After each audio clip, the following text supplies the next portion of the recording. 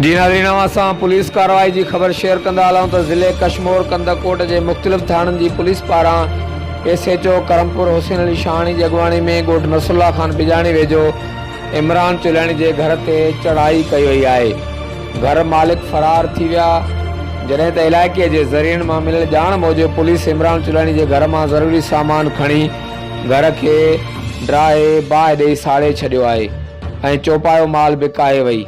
बे तरफ़ राब्तो करण ते SHO Karampur Hussain Ali Shahani JTN web news के ॿुधायो त घुरबल ॾोहारनि की गिरफ़्तारी लाइ पुलिस चढ़ाई अमल में आई है।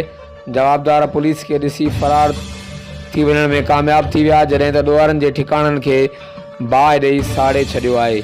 हर वक़्तु आगाह रहण लाइ ॾिसंदा रहो JTN वेब न्यूज़ करमपुर।